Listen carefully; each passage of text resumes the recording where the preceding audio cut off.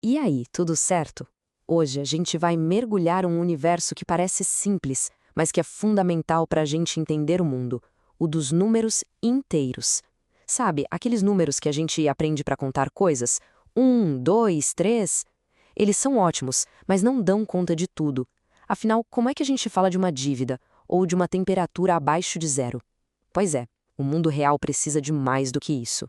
Já parou para pensar nisso? Os números que a gente usa no dia a dia, os naturais, são perfeitos para somar, para contar.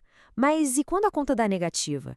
Como a matemática representa o saldo devedor no banco ou profundidade de um mergulho no oceano?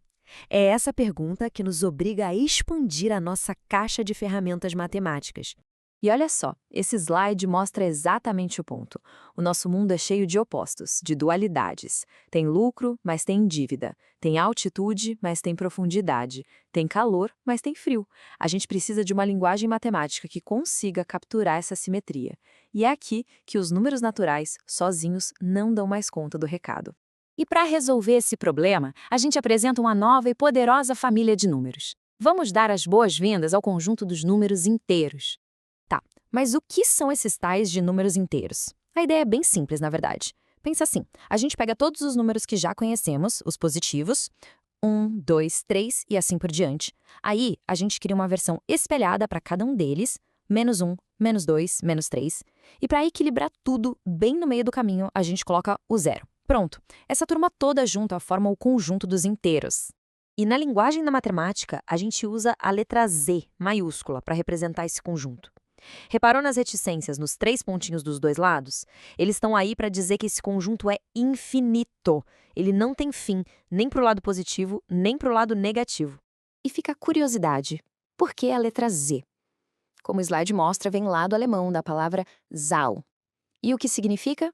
Simplesmente número. Bem direto ao ponto, né? Beleza, agora que a gente já conhece essa nova família de números, a gente precisa entender como eles funcionam. Tem que ter regras, né, para tudo fazer sentido. Vamos ver como eles se comportam nas operações.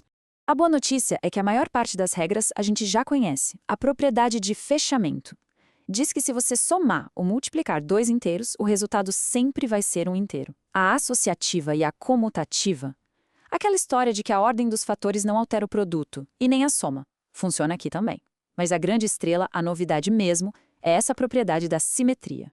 Então, segura essa ideia, porque ela é o superpoder dos números inteiros. A propriedade do elemento simétrico. É a regra que diz que para todo número que existe, vai ter sempre um oposto, um antinúmero, que quando somado com ele, zera tudo. Vamos ver na prática para ficar bem claro. Pega aí o número 5 positivo. O seu simétrico, o seu par perfeito no espelho é o menos 5. A distância deles até o zero é a mesma. E o que acontece quando a gente soma os dois? Eles se anulam, o resultado é zero, e é isso que na vida real permite a gente quitar uma dívida e zerar o saldo. Faz todo sentido. Ok, a gente já viu as regras, mas convenhamos, essa história de propriedade é meio abstrata. Para a gente realmente sentir como os inteiros funcionam e se relacionam, a gente precisa de algo visual. A gente precisa de um mapa. E esse mapa é a famosa reta numérica. Pode parecer simples, mas essa é uma das ferramentas visuais mais geniais da matemática. Ela pega todos esses conceitos e transforma em algo que a gente pode ver, pode apontar, pode entender de forma geométrica. E a organização é super lógica. O zero é o nosso marco zero, a origem de tudo, o centro do universo. Tudo que for positivo, maior que zero, fica organizado à direita, e tudo que for negativo, menor que zero, fica à esquerda. Uma organização perfeita, simétrica. Com a reta na mão, achar o oposto de um número vira quase um movimento físico, uma dança. Você começa em um número, vamos dizer o 4. Viaje até a origem, que é o zero, e aí continua viajando a mesmíssima distância, só que para o outro lado. Onde você vai parar? Exatamente no oposto dele, no menos 4. É aqui que a álgebra e a geometria dão as mãos. E o mais legal é que essa reta não precisa ser só deitada. Se a gente virar ela 90 graus, na vertical, o que a gente tem? Um termômetro ou um medidor de altitude. A gente conecta a matemática diretamente com aqueles exemplos lá do comecinho da nossa conversa. Acima do zero, temperatura positiva. Abaixo do zero, negativa. Simples assim. Beleza, mapa na mão. E agora, o que a gente faz com ele? Bom, uma das coisas mais importantes. comparar os números. Quem é maior? Quem é menor? Com a reta numérica, essa pergunta fica fácil de responder. Essa comparação entre dois números diferentes tem um nome oficial na matemática: desigualdade. É o jeito formal de dizer que um número vem antes ou depois do outro no nosso mapa. E a regra não podia ser mais visual. Se um número A é menor que um número B, sabe o que isso quer dizer na reta? Que o A está posicionado à esquerda do B. Simples, direto, sem complicação. E a lógica contrária também vale, claro. Se o A é maior que o B, adivinha onde ele vai estar? À direita do B, na reta. A posição na reta define a ordem. Quanto mais para a direita você anda, maior fica o número. É aqui que a reta numérica realmente brilha, porque ela acaba com uma confusão muito comum: comparar números negativos.